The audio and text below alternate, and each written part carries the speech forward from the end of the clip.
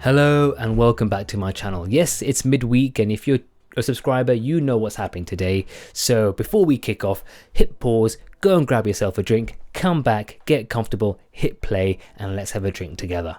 So now that you're set up and sorted, today we are going to take a look at gin, a very special gin and a very special distillery, a distillery that's like growing and it's doing some great things, and it's one that I've enjoyed exploring. Vast range, but what's even better, a vast set of collaborations. So today what we're going to do is we're going to take a look at one of the collaborations with a distillery that you are already familiar with, and we'll talk through it, we'll drink through it, and we'll just explore this together. So without further ado, let's kick off and let's try Kyro single cask aged. Let's start again. The correct title is Kyro collaboration with Teeling cask aged gin. No, still doesn't make sense. It is the Kyro and Teeling collaboration with gin aged in a single cask. And I know I joke, but honestly it's a bit of a mouthful. And when I first tried to kind of like, if you're familiar with the SEO world, try to figure out what people would be typing for if they were looking for this or would be interested in this, and it's a really tricky one to talk about because it's cask aged gin. Now, who's searching for cask aged gin? Probably no one. Who's searching for Kyro, a collaboration with Kyro and Teeling? Probably no one. So it's one of those things that was really tricky, and it was always a mouthful, and is always a mouthful. But for clarity, Kyro are a Finland-based distillery. Now, if you're not familiar with them, don't worry about it. Most of their stock is literally consumed in Finland. Those guys are smashing it. But quick history, kind of like lesson or distillery history for Kyro. Really interesting. A couple of mates get together, say they want to make rye whiskey, loads of rye growing around, look for a location, end up discovering a location in or turning an old dairy farm that was previously used to store vehicles or whatever. So it was a dairy farm, it was like a big warehouse garage, and then turned into a distillery. So the thing about whiskey, or the thing about alcohol making or distillery making, is that if you want to make whiskey, you obviously have to let it mature. So what do you do in the meantime? Well, while these guys had gathered all their bits and got the distillery running and waiting for their spirits to mature, soon we'll take a look at their single malt.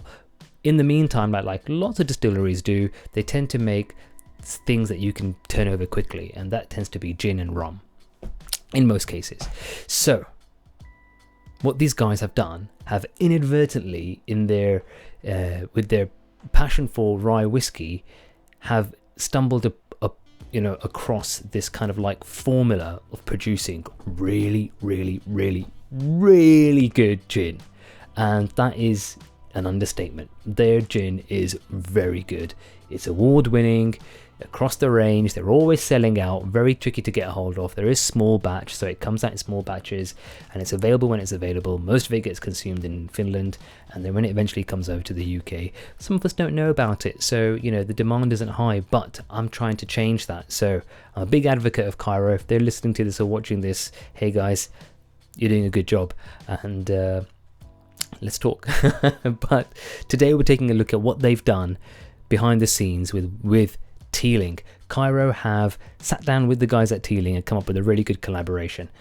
This collaboration is Teeling have sent them one of their casks, and then Kyro have placed their gin into that cask to take out the flavors. So that cask previously housed one of Teeling's own kind of formulations, or Teeling's own creations, and then they sent it to Kyro and popped it in. And funnily enough, Kyro sent one of their gin casks to Teeling to work with, and that is something we're definitely going to check out on this channel.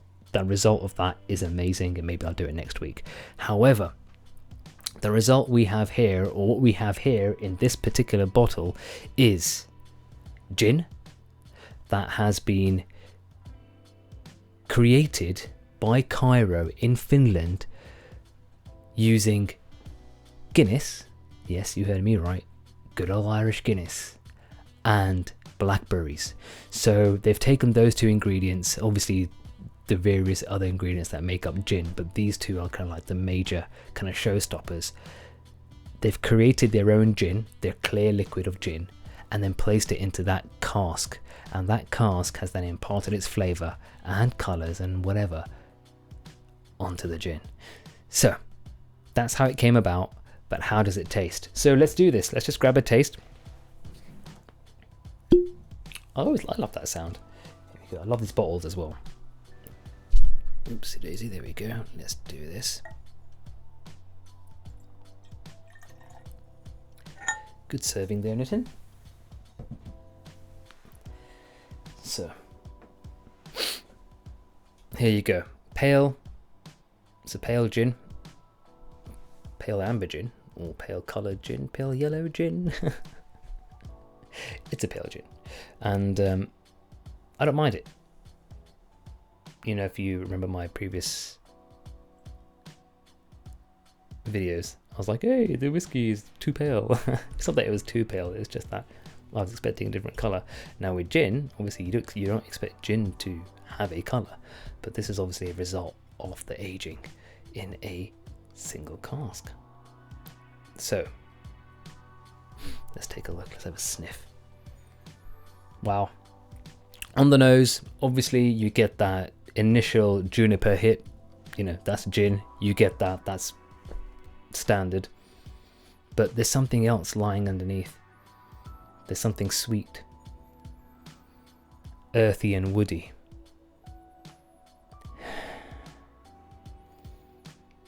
Funnily, if you hadn't told me this was blackberries, I would have thought it was raspberries, but because there's that berry sweetness in there.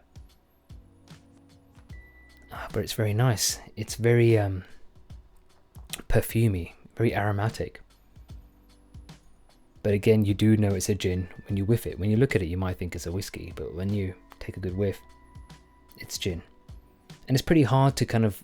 I've tried to nose this one before and pick out different scents and different notes, but I find it quite tricky with this because I do think it's because of the mix of the juniper and the various other elements that it really can be tricky to figure out what's going on.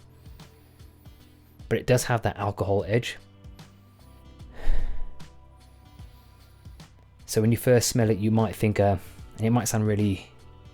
It's not a terrible thing. This is kind of like lots of cask age whiskey sound or spirits smell like this, but it smells a bit like acetone, like it's got this kind of very alcohol scent to it, mixed with the juniper that kind of like embraces it a little bit more, enhances it a little bit more. But what we're getting here is, now that it's mellowing out, now that my nose is getting used to it, it's getting a bit fruity. Fruity, spicy, warm, earthy. We've got all that going on. Like wood chip, like damp wood chip shavings, something like that. There's something very pleasant about it. Okay, let's just give it a sniff. Well, we had a sniff. Let's give it a snip, I should say. Let's try this.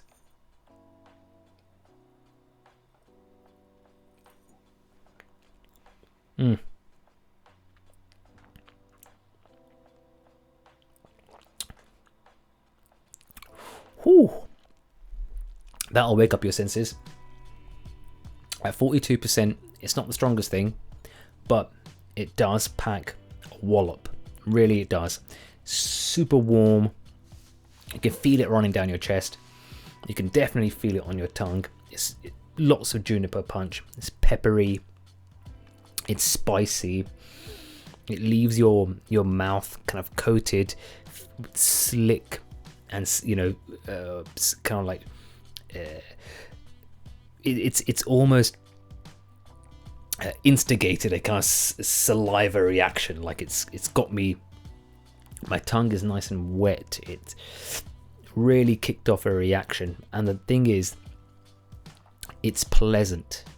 there's a sweetness that runs down the front, and there's a warmth that runs down the back, and I find that really interesting. The first sip is always going to be one which will be the harshest, and then thereafter you'll have to kind of sip it again, try it again, and allow your now exposed palate to get used to it and start picking out flavors.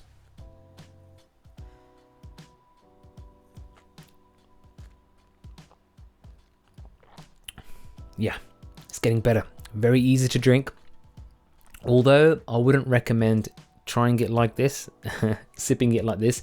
I don't know, I just think that it's really suited, in my experience, having it with an ice, having it with ice, having it with a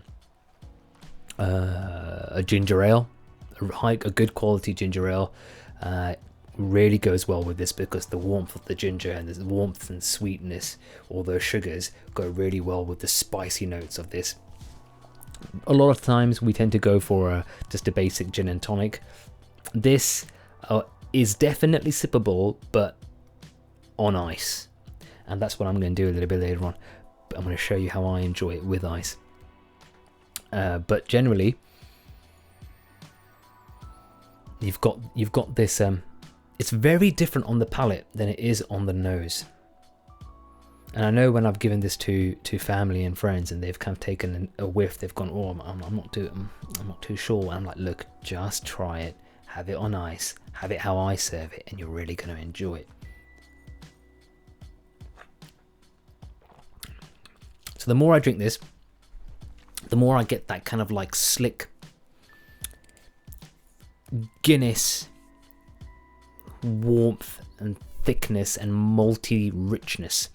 There is a malty richness to this, which I think is the tone that sits under that initial juniper hit. So that initial gin is definitely complemented by the maltiness, by this kind of like rich earthiness of the Guinness, and it comes out really nicely. And I don't think you'd notice it unless you were told, again, that if you would say, if you weren't told, "Hey, look, this gin was made using Guinness and various other components," you would probably just be thinking it's gin.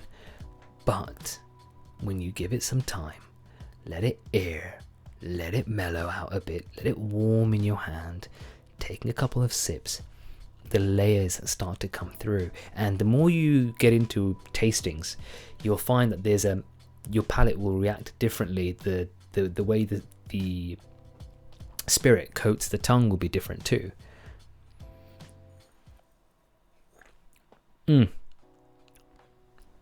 So this is a gin I recommend this gin to everyone.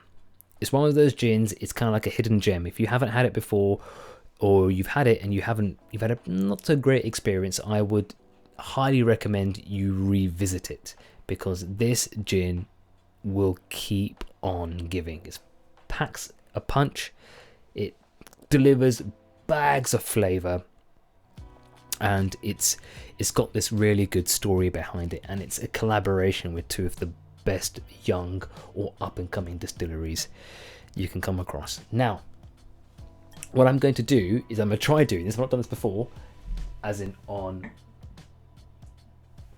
video, is firstly do that.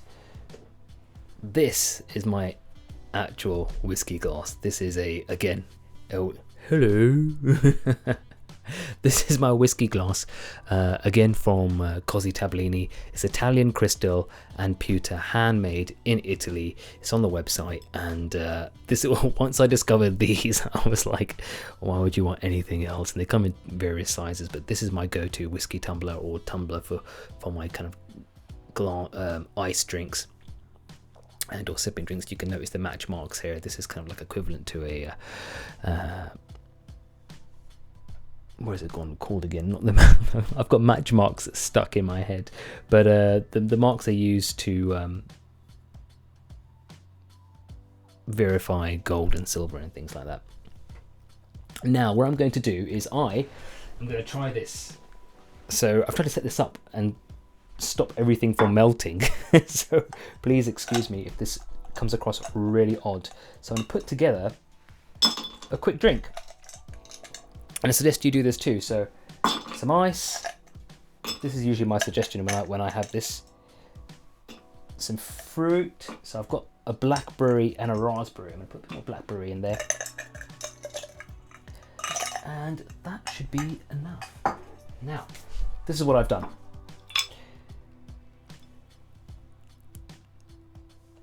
So just some ice, blackberry, raspberry. I've put 2 blackberries in there, 1 raspberry, just because, you know, I'm a rebel. And now I'm going to serve myself this wonderful drink. I'll take what's in here. And as it's a Wednesday and I'm now off work, I'm going to top this up a little bit more. So here we go. Get all those wonderful oils to release. This is super complimentary. I really like this. And obviously you can do this many ways. Great sound, isn't it? Can you hear that? That's like... It's very ASMR, isn't it?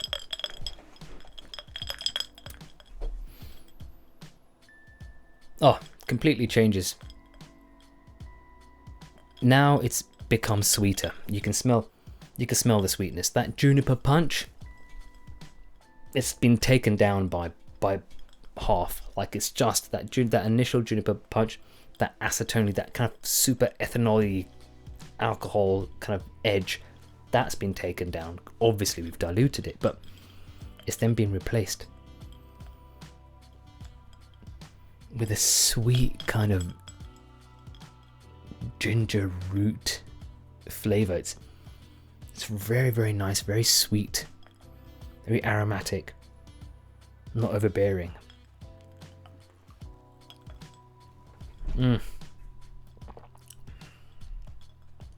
Now that drink right there is a good gin to have at the end of the day. No fancy soda, no fancy tonic, nothing like that. That is ice, frozen blueberries or frozen blackberries. You can use blueberries. I have tried that. Frozen fruit, raspberries, blueberries, blackberries, all that kind of wonderful stuff. And I know my blackberry looks not as dark as it should. I guess this is part of the freezing process because I've used frozen ones. But that is a very, very, very nice drink. A lot of berries today because that drink has everything your first drink of the evening should have. It packs a punch, although half a punch. It's a bit of a jab, let's say. It's got a nice jab. You feel like you're drinking something substantial. It's cold, it's refreshing, it's spicy. If you like gin, you're really gonna tick off those gin boxes, like tick tick tick, gin done. But then it's got the added benefit of not just being a gin.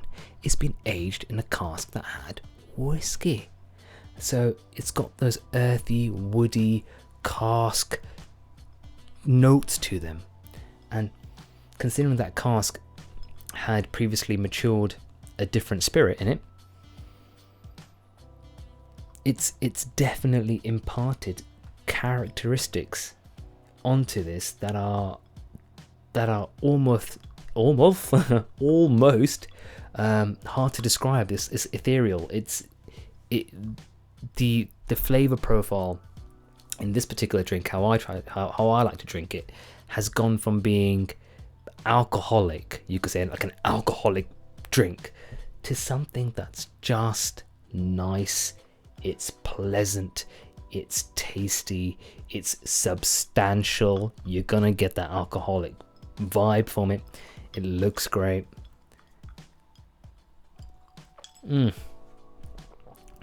It's subtle, peppery, sweet.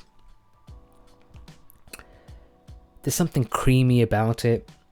It has got that strange, I don't know how they've done it, but it's got that maltiness about it as well. There's something very Moorish about this drink, and this is how I drink it, this is how I serve it. This is how I enjoy it. But obviously, I'd really like to know how you enjoy your gin. Is it straight up, tonic, mix? What sort of tonic? Tell me, put your comments below. As always, subscribe, share, like. Enjoy what you're drinking. And I'll see you again. Bye bye.